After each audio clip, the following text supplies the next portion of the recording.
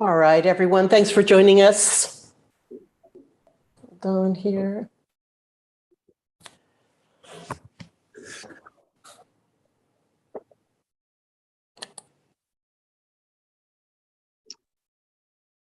I'm just checking. Hold on. Sorry, I am showing some little audio problems. Hopefully you can hear me. Thanks for joining us on the news briefing for this Wednesday. We'll go ahead and get started with our first topic, which is COVID-19 information. Dr. Moreno, are you ready to take questions today? Yes, good afternoon, Leah. I could take questions for public health. All right, thank you. I do have one question in the chat for you, and so we'll go ahead and get started. Dr. Moreno, is Monterey County currently seeing a downward trend in COVID-19 cases? Thanks, Maya. So the Monterey County COVID-19 transmission is still elevated, and fairly stable, but it appears that there may be signs of a slight decrease in transmission, but we really have to wait and see how this turns out, since schools have recently restarted, and having kids interact with each other may lead to increased transmission, but we'll just have to wait and see. And so a follow-up question to that, would the health department be surprised to see an increase in COVID-19 cases after last week's Car Week events? Large gatherings can increase the risk of transmission, and that could include some of the events like at a car week here in the Bay Area, Monterey Bay Area. So again, we'll have to wait and see if there's any change in the transmission and case rates here in Monterey County. Thank you, Dr. Moreno. Another question for you. In late June, the FDA ordered vaccine makers to target Omicron BA.4 and BA.5 subvariants for a possible fall booster campaign. Should Monterey County residents wait until those boosters are approved, or should they get a booster now if they are eligible? The recommendation right now is for certain individuals to receive 1 or 2 boosters, and if someone's eligible to receive a booster, they should see about getting an appointment to get vaccinated. If an individual's undecided as to whether or not they want to get their booster that they're eligible for, or wait for the new bivalent booster, which will include BA.4, BA.5, I would suggest they talk with a healthcare provider. Thank you, Dr. Moreno. Any other questions for Dr. Moreno today? That was our last question in chat. Seeing none, if any additional questions come in, I'll forward them to you. Thanks, Dr. Moreno, for joining us this afternoon. All right. Thank you, ma'am.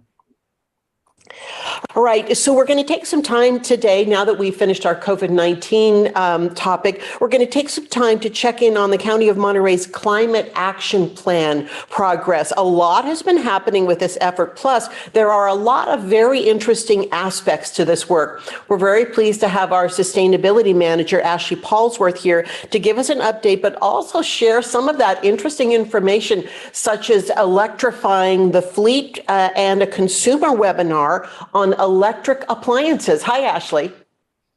Hi, Mayan. Hi, everybody. Thanks for having me today. So I was meant to actually present to our board yesterday, but we'll be presenting on the Climate Action Plan next week instead in the morning. And we've been working on the plan for a little over a year now.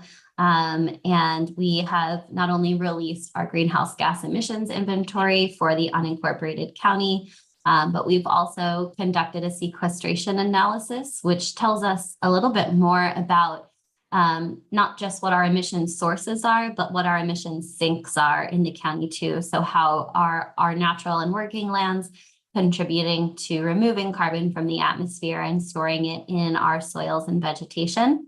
And so that's a really interesting and kind of unique aspect of this climate action plan that we're working on here in Monterey County. Most climate action plans are kind of limited, like I said, to the emission sources. And that's, primarily because many of the jurisdictions that undertake climate action plans are more urban in nature compared to Monterey County. But for us, sequestration is a big factor in what our emissions kind of equation looks like. So in terms of where we're at in the plan, we have sort of completed the phase of education and visioning where we're sharing out why we're doing the plan and what the plan is. And we've also released out that inventory and done a lot of ground truthing on it to really revise it and make sure that it's, fully up to date. And at this point, we're now having strategy discussions. So we're talking with businesses, residents, and different associations within the county to try to discover what kinds of strategies we should be putting in the plan.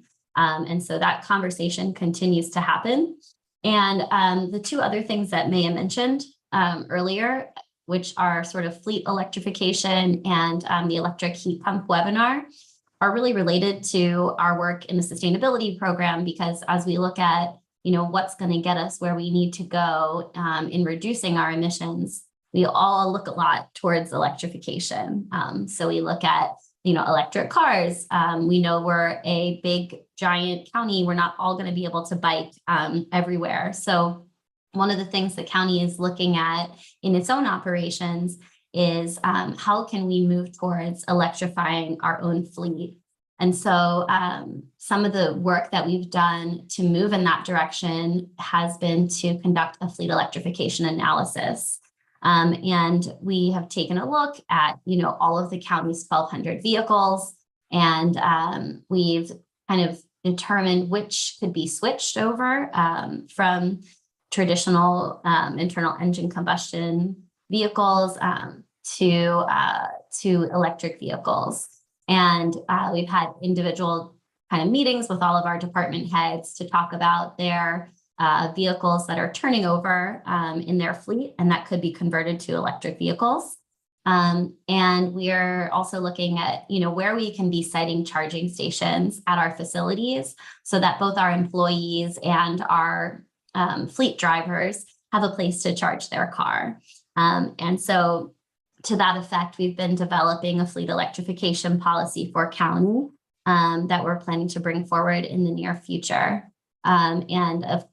The other topic that Maya mentioned, and I can share my screen on this one because it's an event and we have some visuals associated with it. So let me just pop that up really quickly.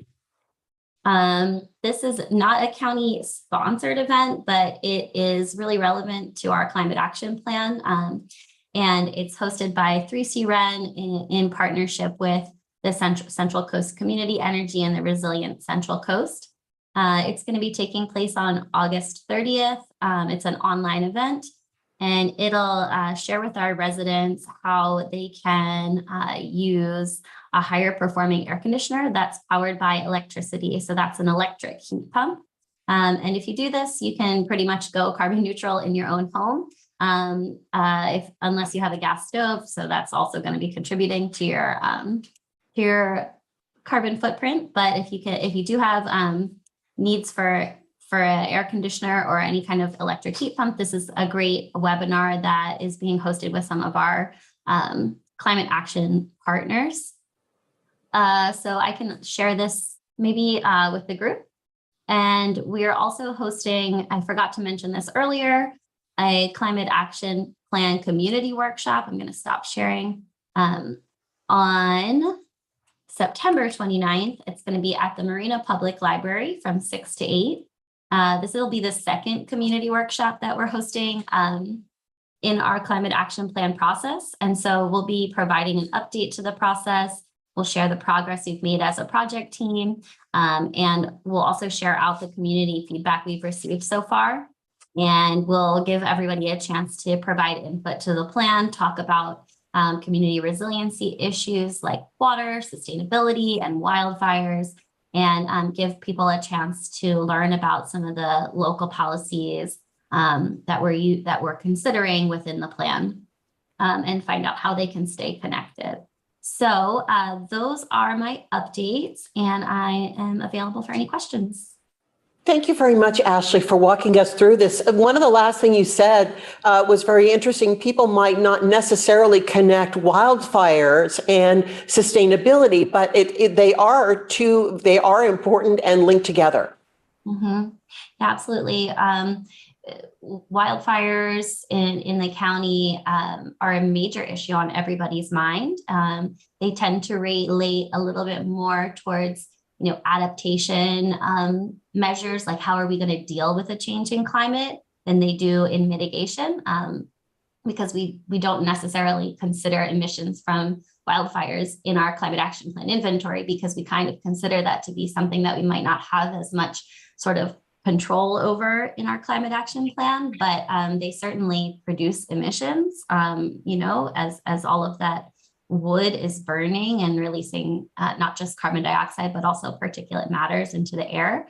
But for sure, wildfires and preventing wildfires is part of managing our climate. And two questions on some of the topics that you brought up earlier. On the webinar, you talked a little bit about air conditioning, but in our county, which is so broad and has so many microclimates, you have some people who need air conditioning, but other people who need furnaces. So would these high performance electric appliances be applicable for warming as well? Yes, heat pumps can replace furnaces as well. Good. So people who might be interested, who may live on the peninsula side and, find it pretty chilly, could take advantage of, getting information about that with the webinar. Yes. Great. And then the other question about electrifying the county fleet. This is a long process that you're describing. With what the county is going through, could this be of use to other major employers? There are a lot of companies with, fleet cars from trucks to, delivery cars. Could this information of what we're going through help others?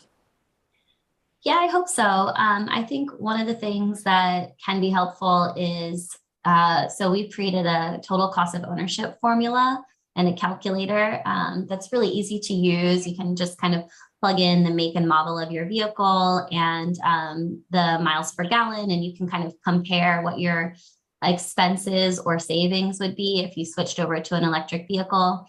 I know we're all feeling kind of the cost of inflation in terms of gas.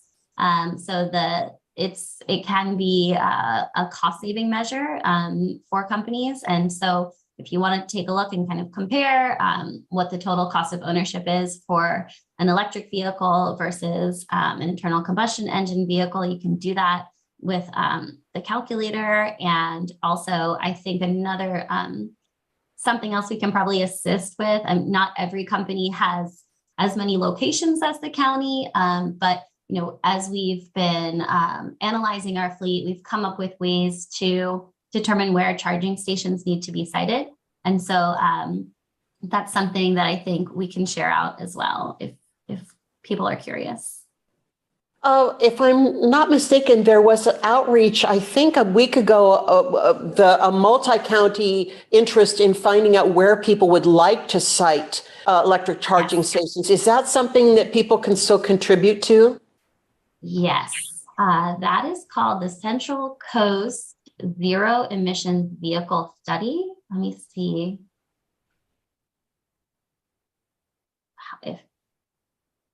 and we have some information on that we might be able to share. Let me see if I can pull up a link.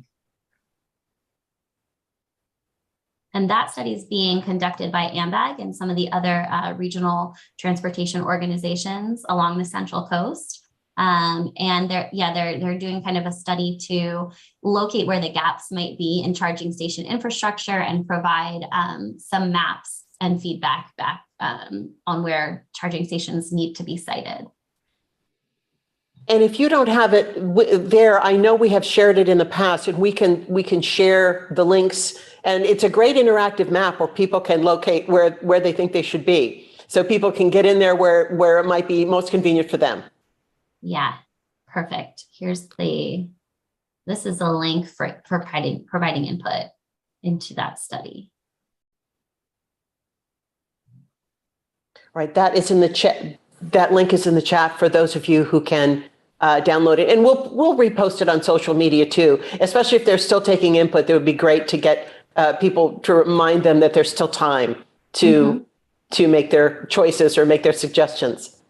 Thank you very much, Ashley, for walking us through this update, and we'll look forward to your complete presentation next week at the board. You're welcome. Thank you. And thanks everyone for joining us on the news briefing this week. Our next briefing is next week. We'll see you then.